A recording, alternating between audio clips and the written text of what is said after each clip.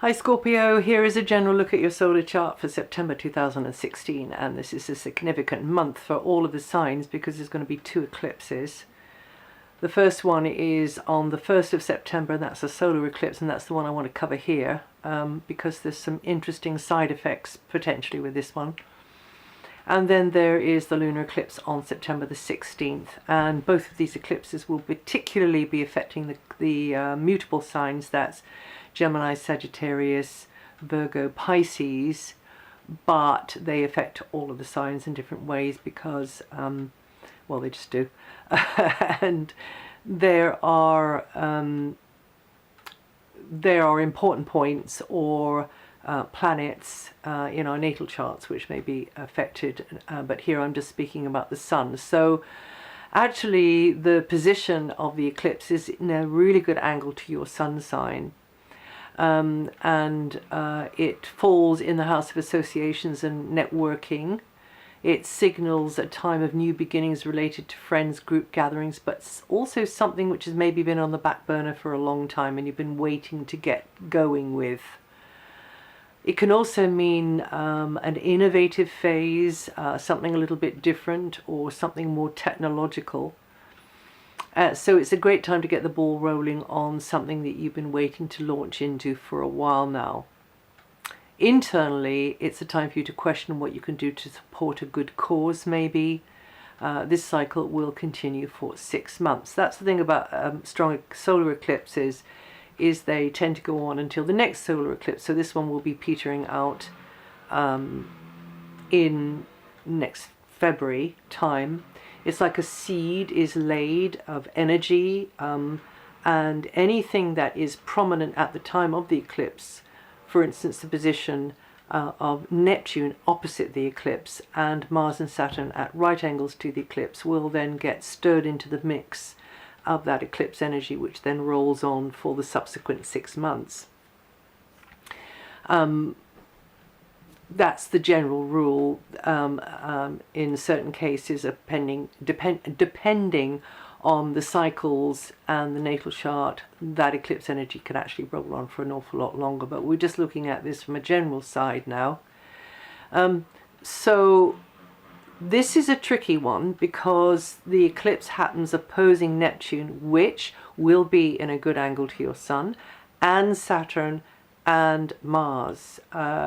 So Neptune will be at a good angle to your sun. The eclipse will be in a good place, reflecting on your Scorpio sun. The Mars-Saturn positions are where there's most challenge for you, and that'll be related to material security, property, finances, and anything that you could loosely term an asset, which includes your own talents. So Saturn for a long time now has been chugging through this area, this material, physical area of your life. You can be successful, but disciplined effort is always needed as you clear the hurdles, jump through the hoops, to keep feeding the piggy bank, to keep things rolling along in that practical, material, basic stuff sort of way. Roof over the head, food on the table. And you need to be kind to yourself and encourage yourself, because this is the area where you can be most critical of yourself as well.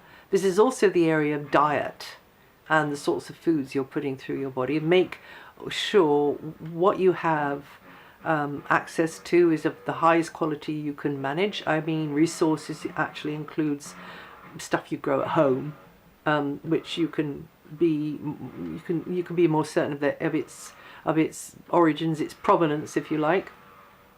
You know, plant pots on the windowsill, etc. But or more than that.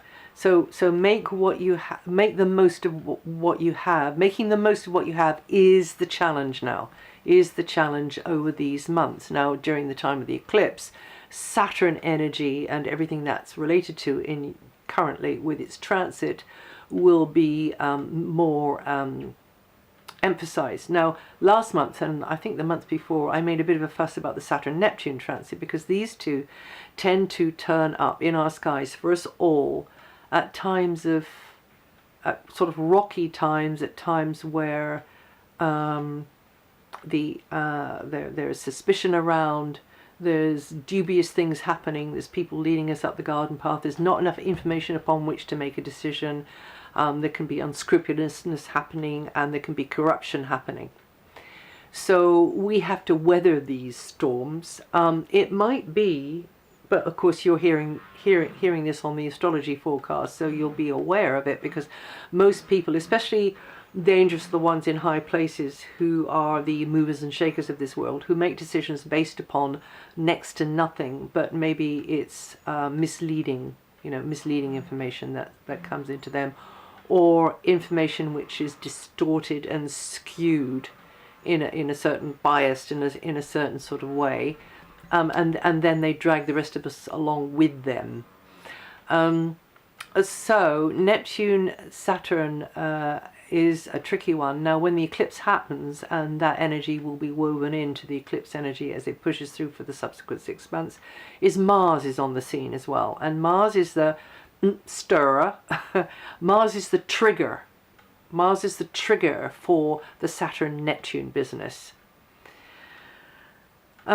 So Mars is like the fire starter. Mars is the detonator.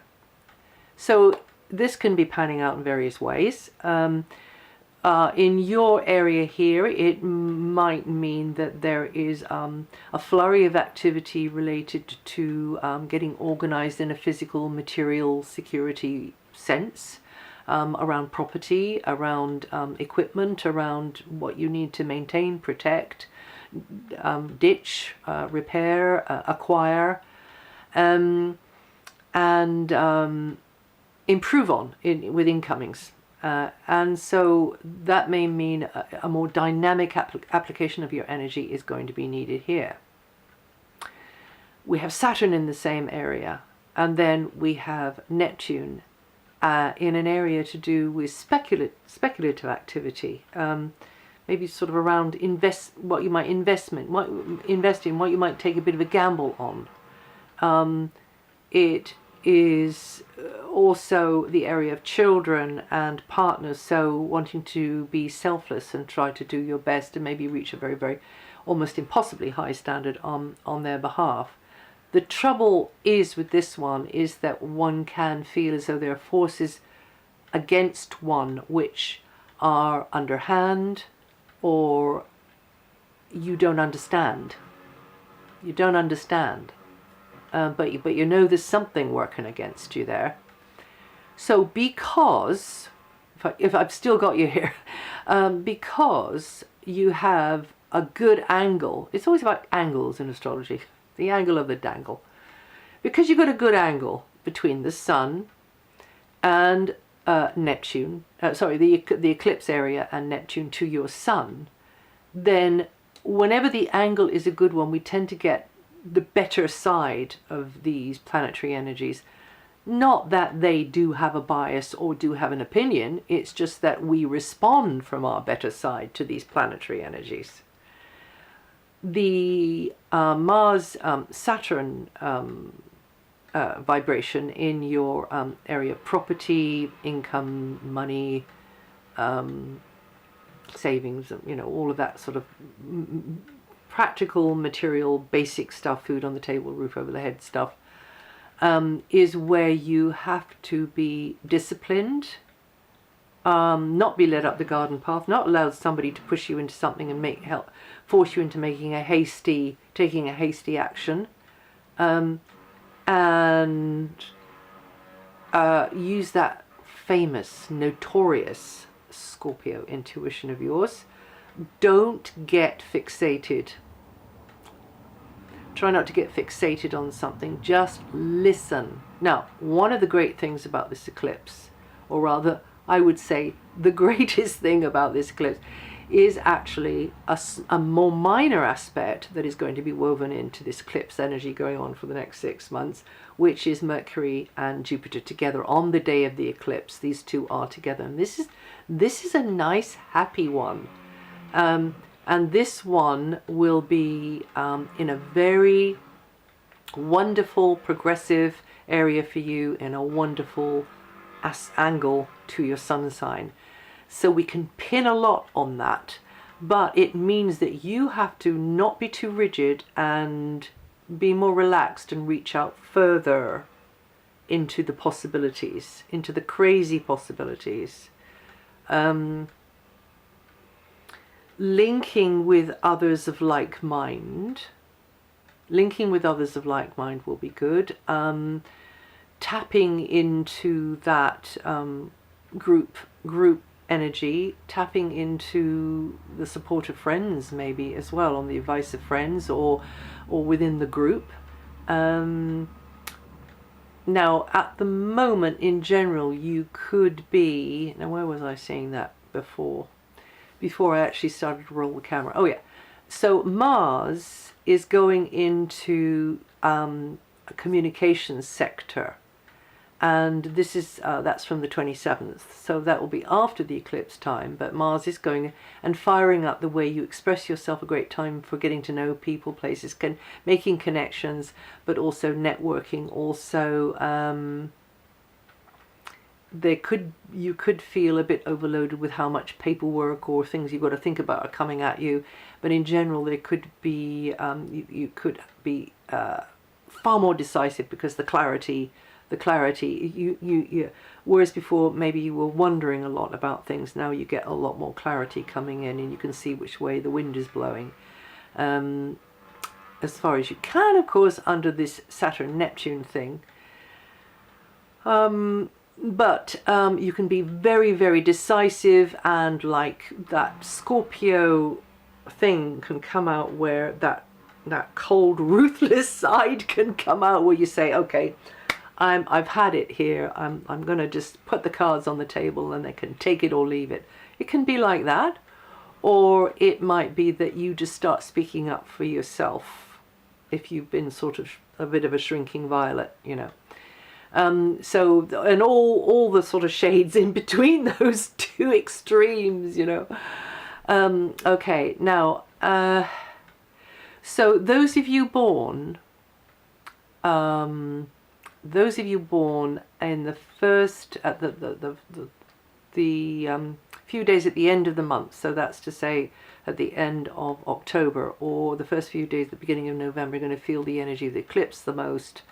Say 4 to 15 degrees rising will be feeling it the most, or 4 to 15, born in 4 to 15 degrees, but it will cover the whole sign, and we're only talking about the sun here. Of course there could be other important points that are within that window that we can't know about here. Now Jupiter's going to move, and Jupiter has been in a good angle for you for a year now, if this is September, and helping you to grow and learn through new associations, friendships within a collective of people.